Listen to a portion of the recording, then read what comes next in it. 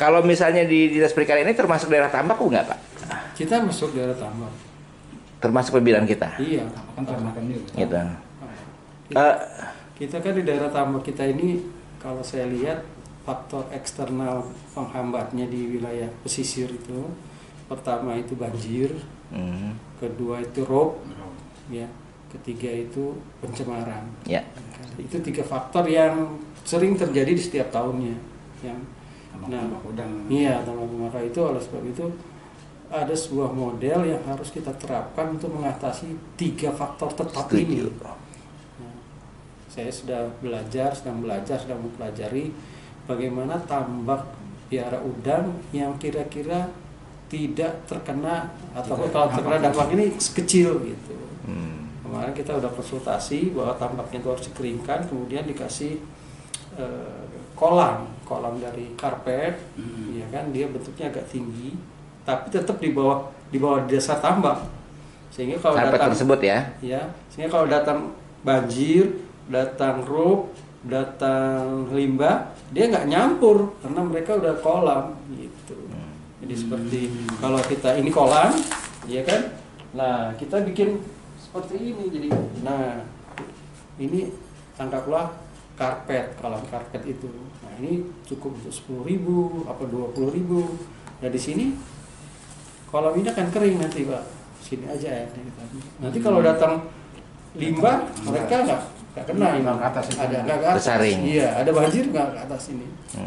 Jadi ini tetap. Kalau sekarang kan begini, limbah masuk habis. Ya. Habis. Kalau di sini Pak, misalkan tadi Pak, Iya. mungkin kan limbahnya kemari gitu naik Pak. Enggak, karena ini tinggi kan. Ya, ditinggal sama karpet tadi. Ditinggikan sama karpet tadi. Tinggi berapa tinggi gitu? Sesuai kebutuhan kita. Kalau banjir di sana sampai semana. Kalau dia sampai semeter, Pak, kita tingginya harus lebih dari semeter. Ini nanti dikasih tutup tanah lagi. Iya. Yang ini kemarin hasil kajian kita dengan beberapa teman gitu. Setelah kita konsultasi 3 faktor ini yang ya tiap tahun dah kadang-kadang kita udah pastikan kan. Pasti.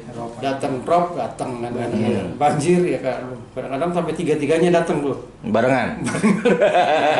Ini lebih parah kan. Itu kalau limbah dari mana datang Pak? Limbah dari mana? Kalau limbah ya dari air tadi Ciber, ya. Pak, Ya, ikut resep gitu.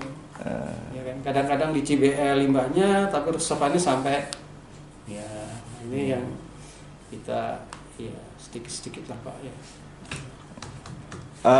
Hasil tambak kita selain udang apa aja, Pak? Udang apa aja?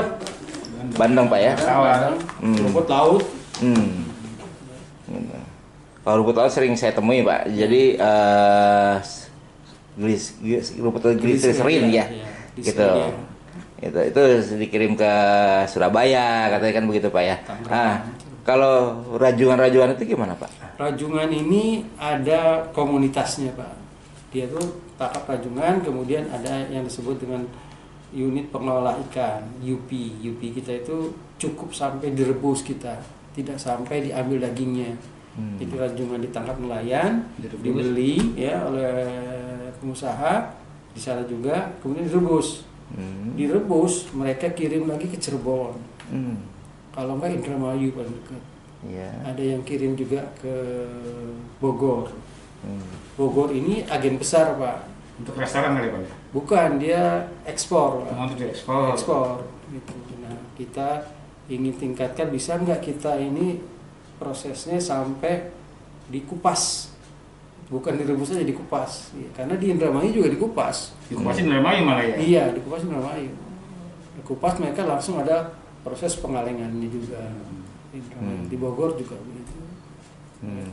Memang ikatan untuk rajungan ini pelaku-pelakunya tertentu, cuman lainnya banyak. Dan sekarang Jawa Barat itu yang paling bagus rajungannya itu Bekasi.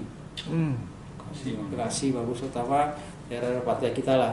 Nah untuk Indramayu, Cirebon, mereka ini di samping rajungannya sudah mulai habis, ya kan? Dan sekarang itu mereka kualitasnya juga kurang. Oleh sebab itu yang menjadi kendala kita sekarang, banyak nelayan rajungan Cirebon, Indramayu ini masuk ekspansi ke Bekasi, ngambil di Bekasi, ya kan?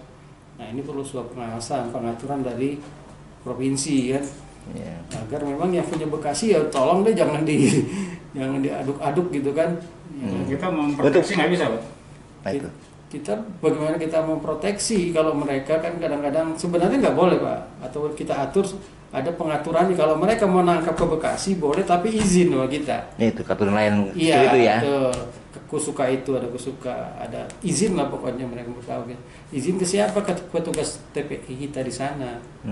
Boleh atau enggak, atau berapa yang boleh ditangkap, atau wilayah mana aja yang boleh ditangkap gitu. Jadi kalau ke sini, oh jangan merusak. Alat tangkapnya apa? Jangan sampai merusak, nanti juga jangan sampai orang Bekasi ke bagian sisanya aja gitu. Yeah. Itu pengaturannya begitu, Pak. Ada nggak upaya untuk itu Pak? Untuk membuat Ada. perbuknya misalnya seperti itu gitu Pak? Ada, itu kan biasa karena kewenangan tadi di laut sudah kewenangan provinsi. Maka provinsi yang memanggil Pak, kita semua ini dipanggil. Nah, kita utarakan kalau kita sama Kerawang sudah pernah Pak kita berdiskusi supaya nelayan Kerawang kalau ke Bekasi prosedurnya begini-begini, aturannya begini-begini. Indramayu juga kalau mau masuk silakan tapi aturannya ini. Nah, kalau mereka pakai alat tangkap yang tidak sesuai, kita ada namanya Pokmaswas, kelompok pengawas masyarakat. Nah itu dia yang bertugas biasanya menghalau itu kapal-kapal nelayan yang tidak pakai alat tangkap ramah lingkungan, ditegur, bahkan kadang-kadang bisa juga disita setelah koordinasi dengan kepolisian.